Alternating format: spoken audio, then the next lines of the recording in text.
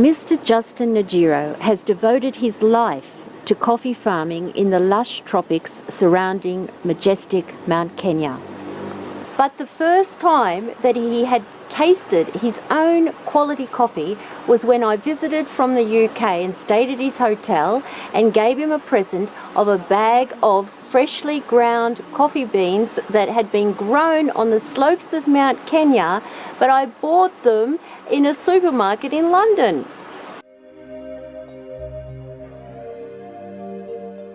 Sitting together on the shady balcony of the Snow Peak Hotel, he slowly pushes down the plunger and chuckles with glee at the irony.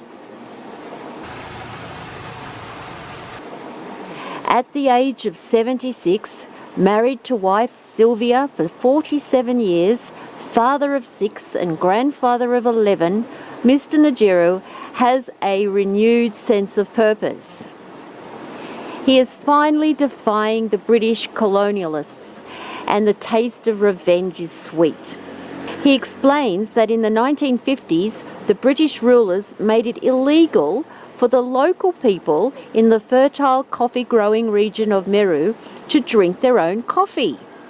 I remember when coffee was first introduced in this area, and particularly in Meru Chogoria here, people, even the growers, were not allowed to drink coffee because, after all, it was not available in the shops. If you are caught, you would be prosecuted, you would be taken to the chief and punished. And it was all being exported. It was for export to Britain. Hard-working Kenyan coffee farmers were paid peanuts. Mr. Njeru grew up learning every aspect of coffee growing from his father. He has witnessed green berries turn ruby cherries for countless seasons, and he's harvested and processed millions of sacks of beans. When coffee was introduced, especially in my area, my father was among those who planted coffee.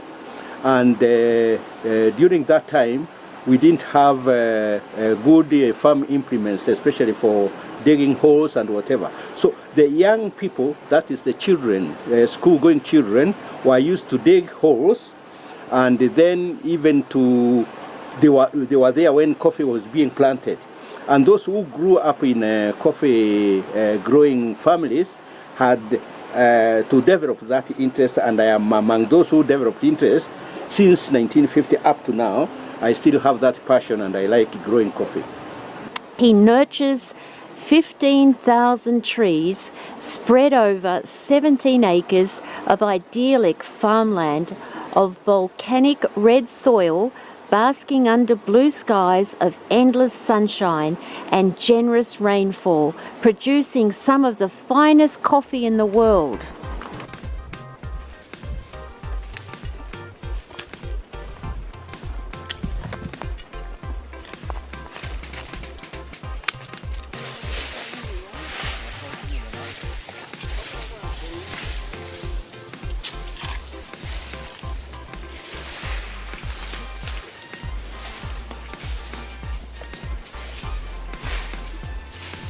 He has championed the rights of hundreds of coffee growers in the region.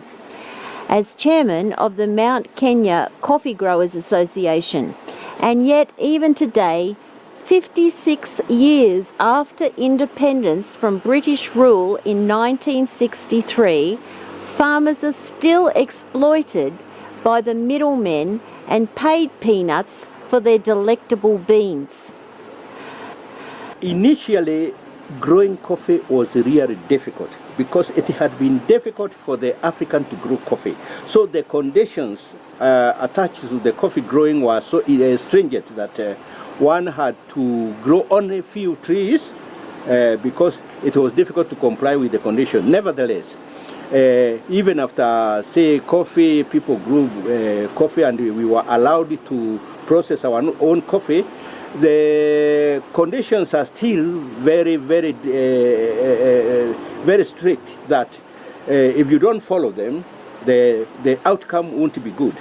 So you have to follow them very strictly, and especially during the harvesting time.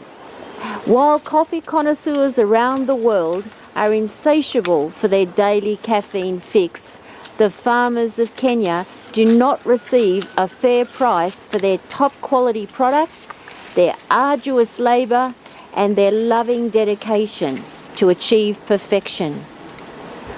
But all that can change. Justice for Justin and his fellow coffee growers is possible if they can bypass the controlling grip of the coffee board and sell directly to independent buyers from other countries.